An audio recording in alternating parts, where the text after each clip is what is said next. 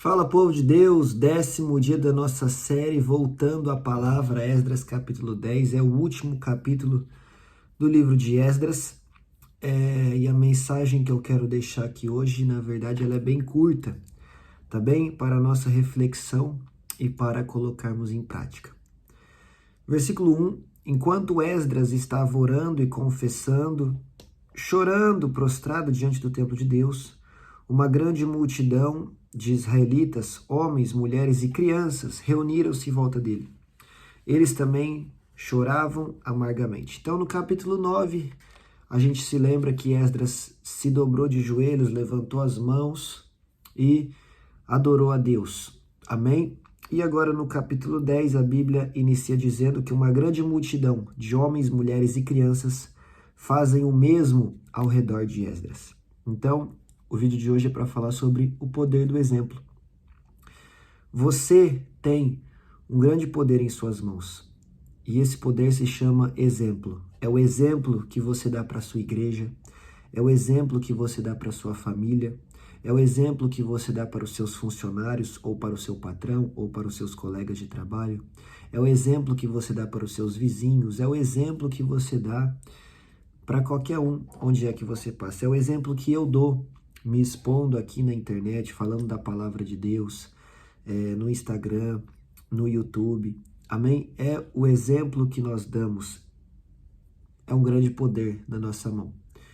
Para o bem, como nós estamos vendo aqui, Esdras. Mas o porquê que Esdras está chorando? Por que ele está revoltado? Versículo 10. Então o sacerdote Esdras levantou-se e disse à multidão: vocês têm sido infiéis. Vocês se casaram com mulheres estrangeiras, aumentando a culpa de Israel. Agora, confessem o seu pecado ao Senhor, o Deus dos seus antepassados, e façam a vontade dele. Separem-se dos povos vizinhos e das mulheres estrangeiras. Então Esdras está chorando, está clamando, está abrindo os olhos do povo para o pecado que eles tinham cometido, porque o povo tinha se casado com mulheres estrangeiras, como nós já vimos no capítulo anterior. Agora, a partir do versículo 18, a Bíblia diz assim: entre os descendentes dos sacerdotes, estes foram que se casaram com mulheres estrangeiras. E aí vai vir os sacerdotes que se casaram com as mulheres estrangeiras. Versículo 23, dentre os levitas são esses. E aí a lista dos levitas que se casaram com mulheres estrangeiras. Versículo 25, e dentre os outros israelitas são esses. E aí vem a lista dos outros israelitas que se casaram com mulheres estrangeiras. Agora, atente que tudo que está na Bíblia tem um propósito e tudo, um ponto final, uma vírgula, uma palavra, tudo. E a disposição de cada coisa também. Então, primeiro, a Bíblia fala dos sacerdotes que erraram. Depois a Bíblia fala dos levitas que erraram. E depois a Bíblia cita os outros israelitas que erraram, tá? Primeiro cita sacerdote e levita. Por quê? Porque eles têm o poder do exemplo, tá? Eles eram aqueles que deviam ser referência. Só que como eles erram, o povo também erra. Então Esdras, no início do capítulo, dá um exemplo, ele referencia para nós alguém que usa o poder do exemplo de forma positiva. Só que os outros sacerdotes e levitas, no fim do capítulo, referenciam para nós alguém que usa o poder do exemplo de forma negativa, fazendo o povo copiar suas ações e caírem no pecado. Tá bem? Então, o que sai do altar é o que vai encher a igreja, seja fogo de Deus, seja fogo estranho, tá? Se você olha para o altar e vê ali um homem de Deus, uma mulher de Deus, é isso que vai alcançar a sua vida. Agora, se você olha para o altar e vê alguém que não é um homem de Deus, que não é uma mulher de Deus, se o que sai dali são palavras de alguém que não vive em consagração, santificação, busca a Deus, se aquela pessoa não tem unção, se aquela pessoa não tem aquele chamado, é isso que a igreja dessa pessoa vai ser cheia. Então, nós precisamos ter cuidado com o local em que nós congregamos, a liderança sobre a qual nós nos submetemos, né? Essa liderança desses sacerdotes, desses levitas, estava corrompida. Logo, o povo também se corrompeu. Então, precisamos ter muito cuidado com isso, também com a igreja que nós fazemos parte, tá? E com aquilo que nós que subimos no altar de Deus estamos levando para as pessoas. Amém? Mas eu não quero falar só sobre igreja e nem só sobre líderes religiosos. Eu quero falar para você que talvez não é um líder, não é um pregador, não é um cantor, não é, tá? mas é alguém que tem um trabalho, é alguém que tem uma família, é alguém que para alguém é um exemplo. Você é alguém que para alguém você é um exemplo, tá? Tem gente que fala, eu não sou exemplo para ninguém. Você que pensa, todo mundo tem alguém olhando para ele, tá? Eu pensava muitas vezes que ninguém olhava para mim, até que muitas pessoas vieram me falar, nossa, eu acompanho as suas coisas, nunca mandei mensagem, nunca curti, nunca nada, mas eu tô sempre acompanhando. Então, às vezes tem muitas pessoas que a gente nem faz ideia que olham para nós como exemplo, tá? Então, você que é um pai, você que é uma mãe, você que é um filho, você que é um patrão, você que é um funcionário, você que é um pastor, você que é um cantor na casa de Deus, você que existe e vive nesse mundo, você é um exemplo para alguém, tá? Então, dito isso, agora está nas suas mãos ser um exemplo positivo ou ser um exemplo negativo. Ser como esses sacerdotes, esses levitas que levaram o povo a pecar, ou ser como Esdras, que levou o povo a dobrar os seus joelhos, chorar na presença de Deus, se humilhar e pedir perdão, tá bem?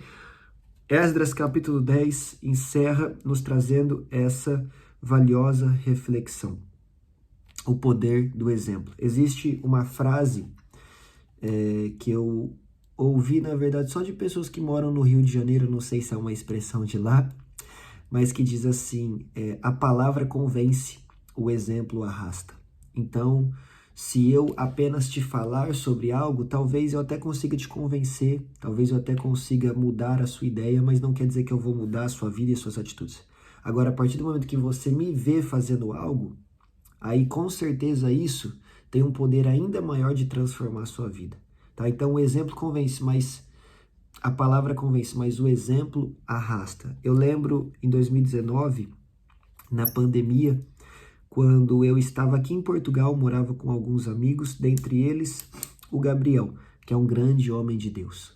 E havia algumas manhãs que eu acordava no meu quarto e era pandemia, então nós não tínhamos nenhum compromisso, a gente só podia ficar em casa. Então logo pela manhã eu tinha o costume de ler a Bíblia, de orar, mas existiam alguns dias que logo pela manhã, quando eu acordava, eu falava, hoje eu não vou ler, hoje eu não vou orar, tô cansado, não tô afim, não vou fazer. Só que todos os dias, quando eu chegava na sala da minha casa, ele já estava lá, acordado, lendo a Bíblia ou orando. E aí, aquilo me constrangia e eu falava, vou ter que fazer também. E aí eu me sentava, lia a Bíblia, depois me ajoelhava e orava. Por quê? Porque eu via o exemplo dele. E aí na pandemia, minha vida foi transformada. E eu conheci muito mais de Deus e Deus mudou a minha vida por completo, tá? Porque Deus é poderoso, porque eu me submeti a isso, mas também porque eu tinha alguém ali que me dava um exemplo muito positivo e me influenciava grandemente. Então fica aqui o meu agradecimento ao Gabriel, que Deus seja louvado pela sua vida, amém? E fica aí o exemplo de alguém que me influenciou positivamente. Certamente você tem um exemplo de alguém que te influenciou positivamente e também um exemplo de alguém que te influenciou negativamente, tá? Então, é isso. Acabou o vídeo, não tem mais o que falar. Sei que você já entendeu essa mensagem. Hoje eu tô um pouquinho gripado, porque aqui chove, faz sol, faz chuva e tá me deixando gripado. Amém? Por isso estou falando um pouquinho mais baixo, um pouquinho mais devagar, mas eu sei que você entendeu a mensagem, tá? Você tem um grande poder nas suas mãos, nas suas atitudes, e pessoas serão influenciadas por isso. Então viva conforme a palavra de Deus, como Esdras viveu, para o seu próprio bem e também para o bem daqueles que são influenciados pela sua vida. Amém? Que Deus te abençoe.